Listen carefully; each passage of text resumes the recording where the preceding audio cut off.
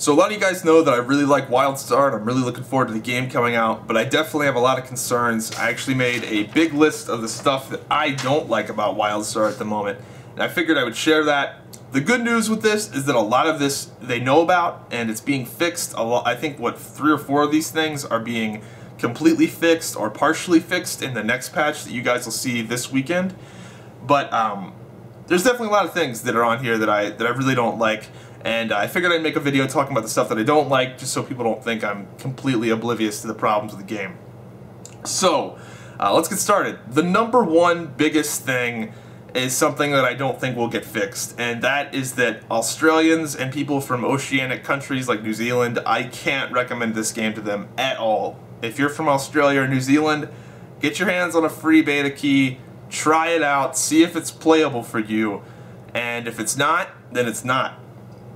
So, this game is very fast-paced. You have to aim your skills, and it's very connection dependent. And when we're doing scripted PvE content, like raiding content, and when we start lagging at like 200, 250 ms, we stop. If everybody's lagging, we just wait until it goes away, because it's not worth the time to even try, because there's so much randomness to the encounters. Like, the encounters aren't super scripted like in WoW, where you're like, fire here, fire here, fire here. Now people get debuffs, they need to run away quickly or they will fuck up everybody and they'll wipe. And if you're on a quarter-second delay all the time, it's gonna be fucking terrible. It's gonna be terrible. PvP will be just unplayable. I cannot imagine doing PvP on anything more than like 150 ms, much less 200, 250. Ugh. So that's the most offensive thing of all, is that I can't, like, an entire region of people, I just be like, well, fuck you guys, you can't play. And this is not a Wildstar specific issue. Most MMOs don't have Australian servers, but for Wildstar in particular, with how fast paced it is, how skill based it is, that latency, you're just fucked. Hopefully the client, they said they built the client in with 200 ms of lag built in, but still, there's no way you can lag compensate it to where it doesn't fuck over the people that have good connections and makes the people with bad connections get compensated. It's going to be a nightmare for people that live in Australia and New Zealand. So maybe they'll fix it. I doubt it. I'm sure they're going to be running on the standard NCSoft platform, which is in Texas and then 2 other places in Europe, or 1 other place in Europe. I don't know what the deal is, but so that's the biggest thing. Probably not going to get fixed. Hopefully they got their client figured out right, but we'll see. Next thing, and this is an issue that will get fixed with time, so it's not that big on my list, but there's not that much casual group PvE content at launch. You do have the adventures and the veteran adventures, but I think there's only 4 or 5 adventures. The adventures are pretty big, there's a lot of choices and stuff, and maybe by the time that people finish all those veteran adventures, there's going to be more casual PvE content, but the dungeons and the raids are hard as fuck. They're hard. They're really, really hard, and that's cool, but there's not that much casual group content right off the bat. And again, this issue will be fixed with time, because eventually this stuff that we think is really, really hard right now, 5 months into launch, is probably going to be really easy when there's some OP crafted gear and some Elder Gem gear, and people have more talents and more amps, and they can just sort of outgear everything. Then it'll be more casual friendly. It'll be like Karazhan in BC, where when it first came out it was really hard and everybody was struggling with it, and then towards the end of BC everyone was doing Kara. They were pugging it with like 16 people. It's, or however many people it was, less than you needed. So that issue will be fixed with time, but it's still going to be an issue. Next issue with the game. This is not really an issue, but it's kind of like, why the fuck did they put LFG in the game? No one's gonna use it. Maybe for adventurers, people will use it because they'll be easy enough, but no one is going to use LFG for veterans ever. I don't even play veterans with my IRL friends that I know are gonna be playing this game, because I don't, hey, you're my friend IRL, but I'm not wiping with you, bitch. So, whatever. LFG, I don't get it. Why put it in the game if you're gonna make the content this hard? I have no problem with the content being hard, but it's like, why waste your time? Next thing, the randomness of the Rune system for PvE gear. Now, I'm not completely, actually this is one of the ones I'd say got fixed in the patch. So if you're not familiar with how the rune system works, when a piece of gear drops, it's going to have a random amount of runes in it. And those generally go from 2 to 5, so you have a big variance in how many runes you can have in a piece of gear. And the rune types also matter. So for each class you have runes that you really want to get. Like for warriors, you really want fire, logic, fusion, and omni. Those are the runes you really want. And when you get air, you go, fuck, I hate air. There's nothing I want that has anything to do with air runes. And there's a bit of RNG, or there was a big thing of big RNG. Like if you got a 5 rune set piece of gear that had amazing best in slot runes, I mean it'd be really, really rare to get. But even just a 5 runed piece of gear that had decent slots versus some poor asshole that got 2 air runes as a warrior, your piece was just way better. The runes were way too OP, the rune sets were way too good, and they, I believe, have nerfed the shit out of the runes in the upcoming patch. So this issue will get fixed.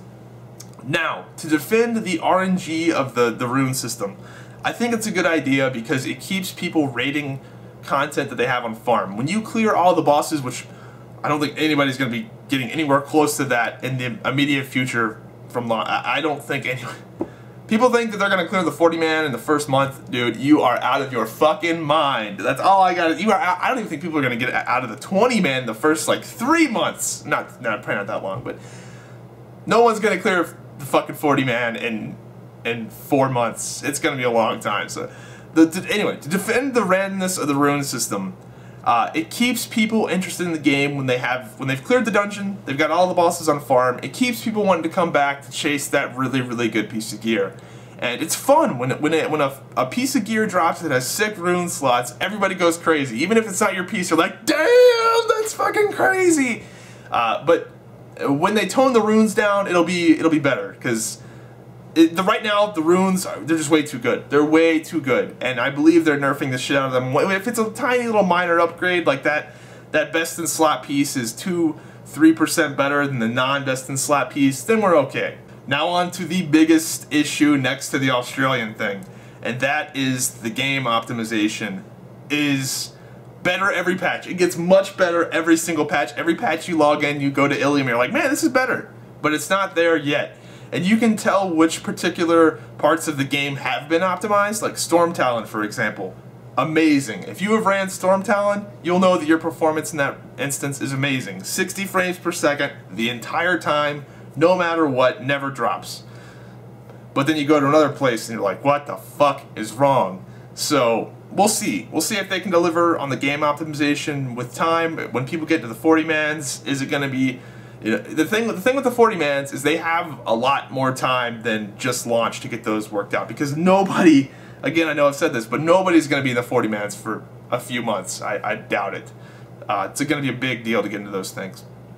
So we'll see how they do with that. I mean, game optimization is an ongoing thing. They still optimize WoW, and it's been out for a decade now almost. So we'll see. It's definitely an issue though. The next issue, war plot queue times are going to be insane. Now, I might be speaking too soon here. Maybe war plots will be super popular, but I just look at World of Warcraft 5v5 and how long it takes to get a queue for that. Think about 40v40 in a smaller game. It's going to be tough to get a queue, and if you do get a queue, it's probably going to be against either a really good team or a really bad team, just because there's not that much of a pool of players to pick from. So, the way they could fix this is to only allow people to queue up for war plots on certain days of the week or at certain times. Basically, to just bottleneck people into queuing at roughly the same times. That way the matchups are more evenly paired, or you actually get matchups. So I think that's going to be a big deal. Maybe war plots will be so fucking popular that it won't matter. We'll see.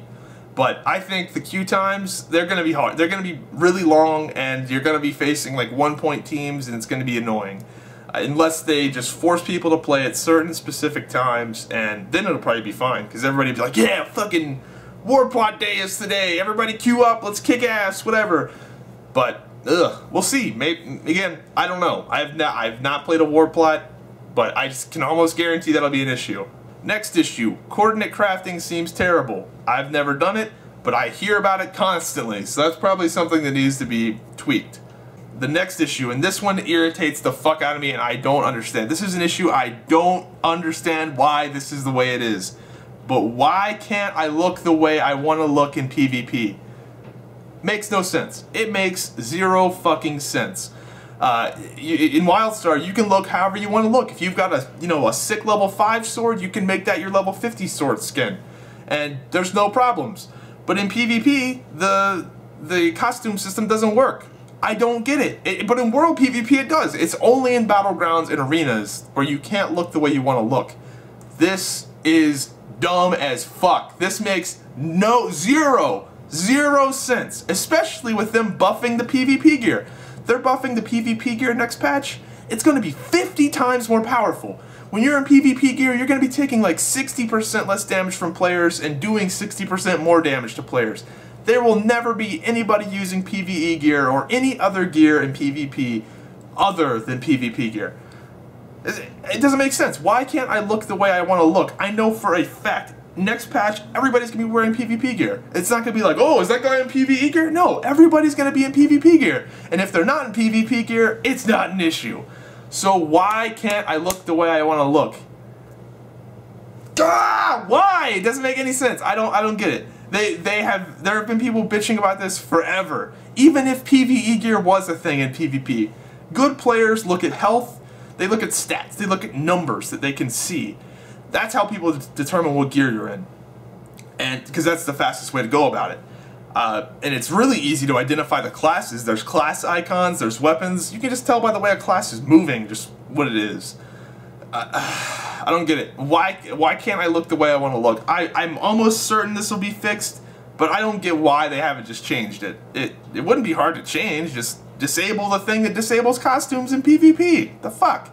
And you can look how you want to look in World PvP, which is arguably the only time it would maybe matter. I don't get it. I don't get it. I'm really passionate about that one because it's so fucking dumb. Everybody's got to be wearing PvP gear in PvP. Why? What the fuck? Now the next issue is not really an issue. It's just something I'd like to see improved, and that is the dye system for the end game gear. Now I don't care about the leveling gear, but the gear you're going to be wearing for hundreds and hundreds and hundreds of hours at a time, I would like to see the dyes expanded on that, and maybe a little bit more time put. I know this is a lot more work for the developers, but the dyes in the game are really cool. The dye system, you can dye like each piece of gear 3 different ways, 3+ different ways, but the problem with that is that it's not exactly the way I would like it to be. Like, for example, the Warrior Raid gear has these like yellow coils. What the fuck are they doing up there?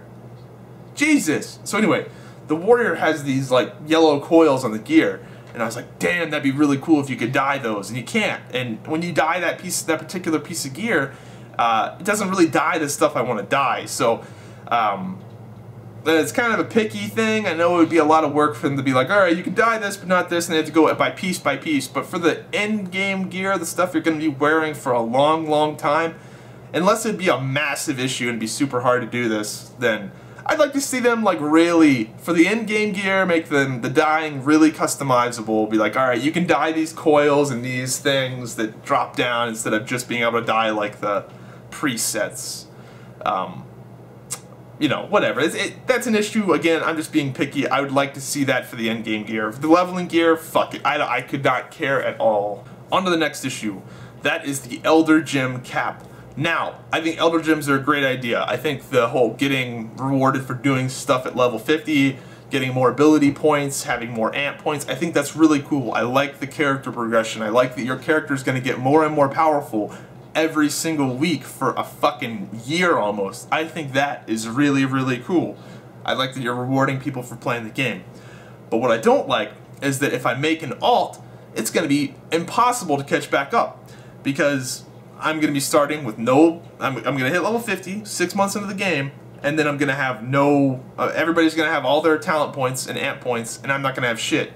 And there's going to be no way for me to catch back up to these people, because the max I can get is 140 per week. Now they are fixing this, they are making a way for you to get ability points and amp points other ways, but not at launch.